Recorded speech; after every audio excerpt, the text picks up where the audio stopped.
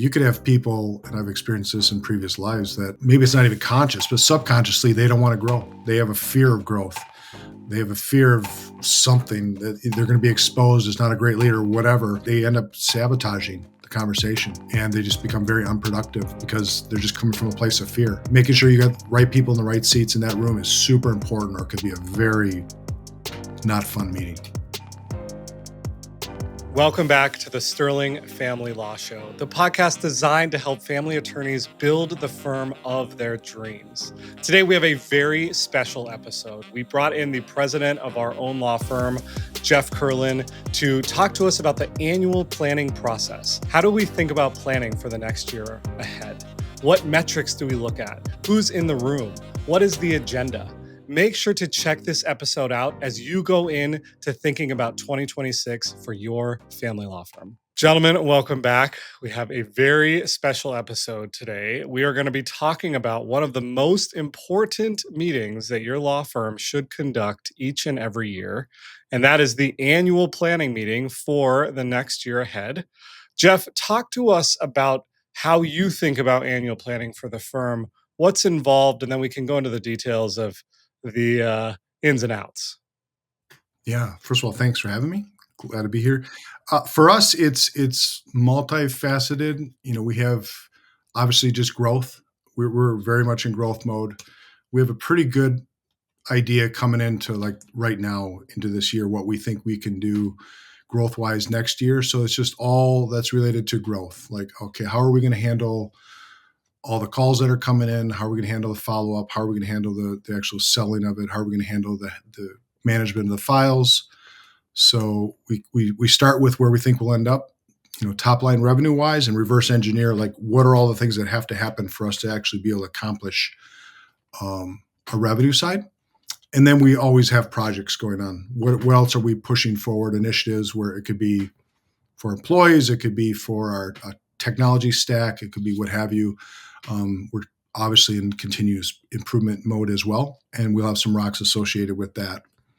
And the team, we asked in our case, the whole leadership team to come prepared with, what's working, what's not working, what's confusing, what's broken, what's missing, that sort of thing. And a lot of good fodder comes out of that, and some rocks usually come out of that as well. Love it. So it really sounds like you start with data. You start with the end in mind. Where do we want to be? And then how are we going to get there? Yeah, exactly. Talk to us a little bit about that data that you look at. Yeah, we have the luxury of we understand our client acquisition waterfall very well. So we know how many leads are coming in. We know what that lead flow is. We know it by region. We know what our answer rate is. We know of those leads that come in, roughly what percentage are usually quality leads. We know what our set rate is. So the leads come in. We know what rate we're going to be able to sell a consult or get someone to say, yes, I'll meet with an attorney or a sales rep for a consult. We know what percentage shows up. And then we know from all that, all those costs that go into that, when you end up with somebody this is truly a qualified lead, we know what our qualified lead cost is. So that for budgeting purposes, if we know, hey, we want to grow by 17%, we're probably going to need 17% more qualified leads, we can calculate that cost. And then goes into the consult room. We know what our close rates are by region. And then we know where like value per client on average, what is that? And then value per day, which then allows us with that information, what is our cost per agreement? So total sales, total marketing cost, everything that goes into that. We land an agreement. We know what the value of that agreement is relative to the costs associated with winning that. And we can use that for budgeting as well. And we will set targets to improve each one of these. So we will, there's a great book, Great CEOs Are Lazy. It talks about where are the kinks in the hose. There's always a kink in the hose, unless you're static. If you're dynamic and you're growing, you're always unearth another kink. It could be your answer rate. It could be you're in your consult room. It could be wherever, and you're always constantly moving. And this happens throughout the year. This isn't just in planning, but addressing those kinks and making sure that you free those up, and that causes the flow of clients coming in to speed up until it hits the next kink. Then you address that. Love it. And so step one is really understanding your data. Jeff mentioned something that we use called our Waterfall. And if you don't know what that is, or you want to know more about it, leave a note in the comments and we'll send you a template. But once you have that and you're looking at it throughout the year, you're now starting to think about next year. You mentioned you bring your entire leadership into one room. Is this 1 day, 2 days? Give us some preview of what that agenda looks like. Yeah, it's at least one full day. Our quarterly ones are one full day. Our annual ones are usually 1.5 days. And some of that's just some team building stuff, right? Just fun for the team. But again, we come prepared. Everyone comes to answer those questions that I just mentioned before. We also, every quarter, we have an advocacy meeting where we have members throughout the whole organization. They come prepared to answer the same questions we just had, like what are the pain points for them. We bring those to the leadership team and we go over that whole list of concerns. We go over our current rocks. How are we finishing off the year? We go over the financial plan. Like my CFO and I, we will come up with what we think the top line and bottom line financial plan will be. We'll present that to the whole team, and that takes a while because we go into quite a bit of detail by region, by in the human resource department, in the sales department, in the intake, what have you. We explain that to them, make sure they understand it. Do they have any questions? So we spend a lot of time just going over metrics, going over information, laying the groundwork for a discussion to get into strategy. Like, okay, how are we going to accomplish this?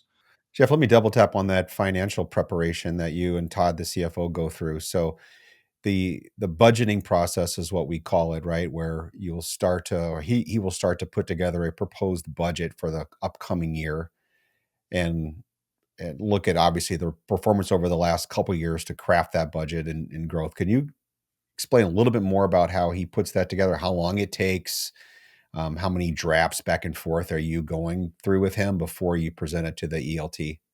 Yeah, absolutely. He will start with, he and I will wrestle through what do we think our top line will be, and we have to have some reason for believing what it'll be. And right now, I mean, we're projecting to be where we pretty confident we'll be next year, plus or minus.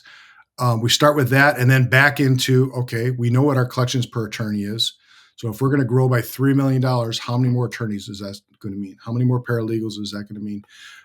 What are the other wants? We have a law clerk program right now where we have multiple law clerks in each region.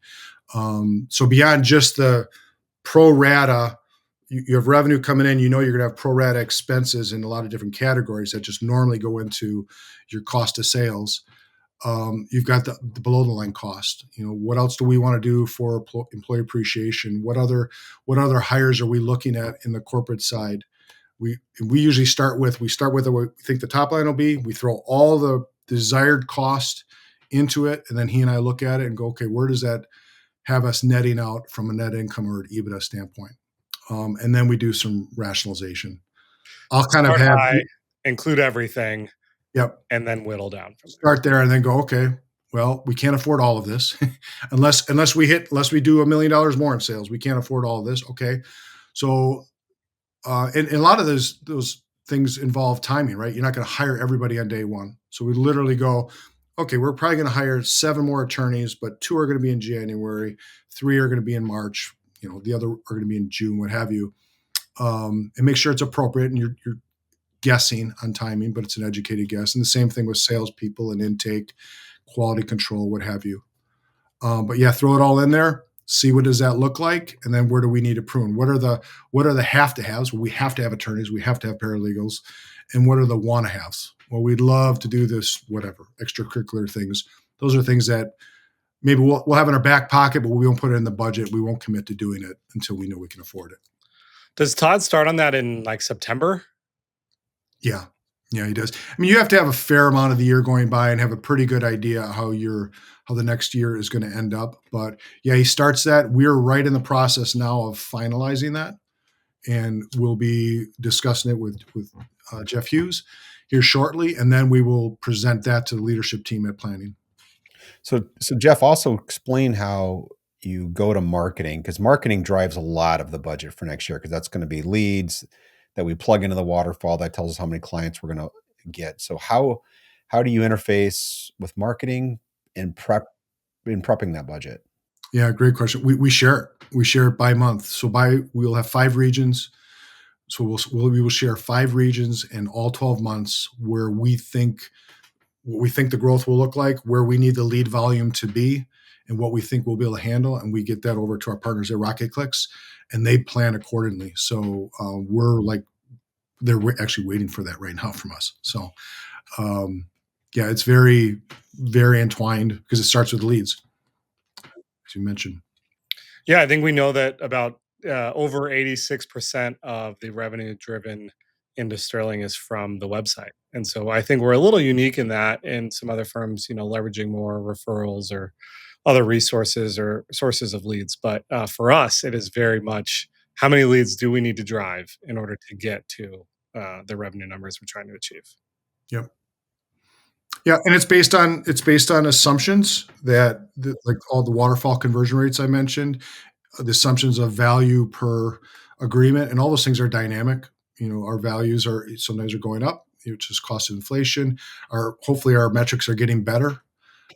So in throughout the year, like we do now, we work with Rocket Clicks and we sometimes throttle up and throttle down in different regions depending on our flow because you can have too many leads.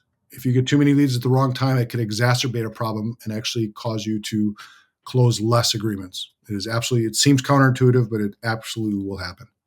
So we want the right amount of leads at the right time. We have is that when marketing works, other things break. And if you don't have a waterfall, you're not monitoring the lead inflow into your intake team and their answer rate and callback rate. Well, then they are going to get overwhelmed. You are going to lose that lead quality and ultimately hurt your reputation. Yeah, exactly. One of the significant changes that we've made in our budgeting and forecast and planning process, especially on the yearly basis, was shifting away from having marketing drive the entire process to now it being a player in the process. So before Tony and I would, okay, how many leads can we drive over the next year? And then we would say, okay, well, let's go out and hire that many people to support those leads. And that would be the process rather than, okay, let's look at where we want to be and what will we need from marketing in order to get there. That sounds like a subtle change, and maybe it is a subtle change, but it was a significant improvement to our overall results. And so, I mean, looking back, Jeff, you and Todd forecasted this year, what was it, 17.5 million, I think, or 17 million, and then we're going to hit that within a few hundred grand based over the course of the year. So it's really dialed in planning that they've been able to put together. So we're plus or minus a few percentage points over the course of an entire year, which is really, really good with our scale and the moving pieces we've got in different states. And that predictability allows you to forecast and plan with a lot of confidence and hire because we're hiring attorneys way in advance of needing them. And you can only do that if you have a lot of confidence in your forecasting. Yeah, really goes back to starting with data. I want to get back to the agenda just to help people get a picture of what it takes to have a successful planning. We talked about gathering the data, having the meetings before the meetings, getting to the meeting, having the right people there, um, presenting financials. As you present financials, what happens next? We start going into what do we all need to make sure we hit these numbers that we're projecting because we're projecting growth, fairly significant growth.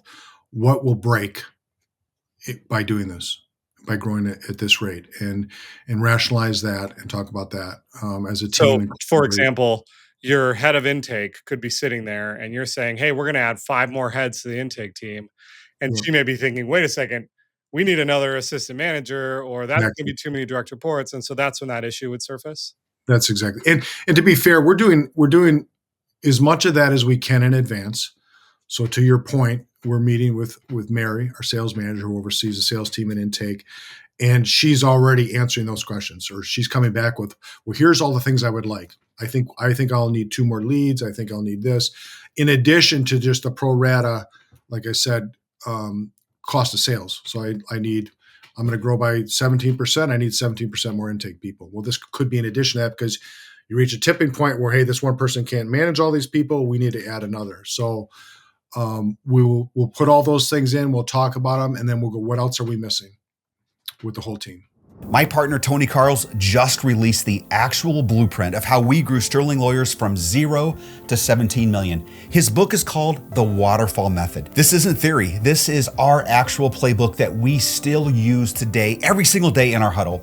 The link is in the show notes below if you want to get it. And if you order before the end of October, you will get free shipping. Jeff, who's in the room for this planning? For us, it's the entire executive leadership team. So myself, our CFO, our head of HR, who's responsible for all the recruiting, our two managing partners, one primarily oversees Wisconsin, one oversees Illinois, our sales manager, our operations director. And do you lead the meeting, Jeff, or do you have someone come in and lead it so you can participate? I lead it. Kelly, who's our project manager, she will facilitate parts of it, but generally I lead it. I kick it off. I try and come up with something inspirational, get them excited about growth. Thankfully, our team is super excited about growth, and that's why they're on the team. So they're looking their chops at, oh my gosh, we're going to grow by this much. We're going to have this many attorneys, and we're going to conquer the world. We get all excited and then get into the nitty gritty. You want it to be fun too. You don't want it to just be this stale planning meeting. We should all leave there really jacked up. Like, yeah, we can do this. We have a solid plan that we all weighed in on. We all agree with it. We're locked arms. We're all going to, win or fail together in this. That's great. I think that's a really, really important part, is that if you're a firm that's looking to grow, you need buy-in from your entire staff. And so building that at the beginning of the meeting so that everyone's aligned as you're going through what it's going to take is very important. Yeah, you could have people, and I've experienced this in previous lives, that they maybe it's not even conscious, but subconsciously they don't want to grow. They have a fear of growth. They have a fear of something that they're going to be exposed as not a great leader or whatever, and they end up sabotaging the conversation, and they just become very unproductive because they're just coming from a place of fear. So making sure you got the right people in the right seats in that room is super important, or it could be a very not fun meeting. Was it always the leadership team?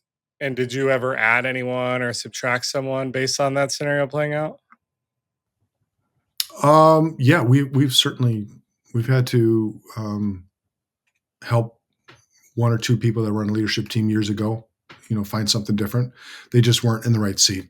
And sometimes, like I said, it's just out of fear. They're just not in a good place. Sometimes it's just they're really not the person. We don't have the perfect role for them, and they're not in a place where they can really make a big impact and be a productive member of the team. And we just help them find something else.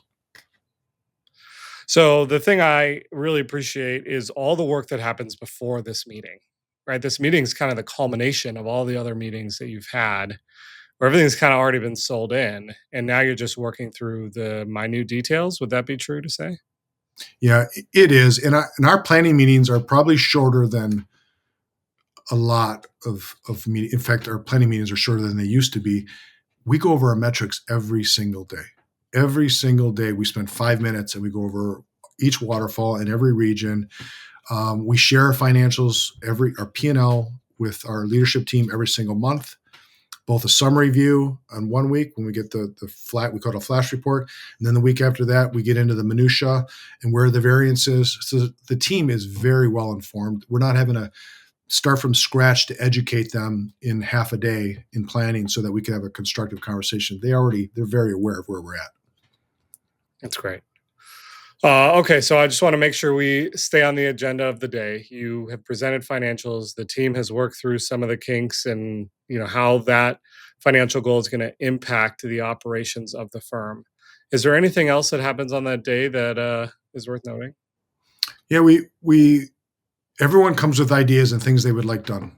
We have some big initiatives going on, a client portal, some changes in our case management system that would just be a little bit more automated, some dashboards and things like, things that aren't, we have to have them, but we want to have them. They make our lives easier. And we put them all in a list, and then we go through a voting process because we want to come up with, we kind of usually stop at 5 rocks. I think if you have more than 5 rocks, you can't focus. You can barely focus on 5 rocks, but 5 rocks you can focus on.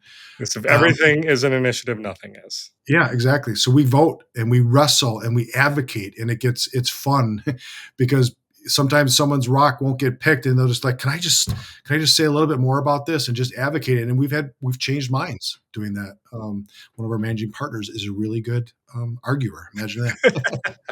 So it's one thing that I've seen over the years is sometimes a leadership team will say, okay, that's not a rock. But everyone in the room knows, well, it's going to get done anyway. Like we're going to do it anyway. How do you stop that from happening, or what have you done to curb that in the past to keep your team focused? Sometimes things just are, it's just a normal course of business. Like, okay, we can call that a rock and make ourselves feel good, like we got something accomplished, but we're going to do that regardless. To me, a rock is something that this is a big deal. Come hell or high water, we're going to get this done, and we're going to present this to the whole organization that we met as leaders team. We brought the advocacy information to this team. We heard from you. This is what we're going to do. These are the 5 things we're going to focus on this quarter or this year, and we put it out there because we want you to hold us accountable. So it means that that's that important. And some things, it's like if it's just going to happen through normal course of business, I don't know. You could present it that way, but I wouldn't present it as a rock. I want people to know that we are focused, we're serious, we're going to get these things done, and then we report. How did we do every quarter? How do we do on the rocks and the things we said we were going to get done? To me, the most powerful part of that for our listeners is that it becomes a lens for prioritization. If we are only going to do one thing today, or this month, or this quarter, or this year, that gives us a guide to leverage to say, hey, we decided that these 5 things are the most important things that we're going to do this year. And so it helps, maintain distractions, right? Yeah. I don't attend the plannings anymore, but, after having watched you do them, Jeff, and of course, Tony and I doing them for a decade together, my most important takeaway from all of those plannings is less is more. The fewer rocks, the better. So 4 is better than 5, 3 is better than 4, 2 is better than 3. That's been my experience. Yeah.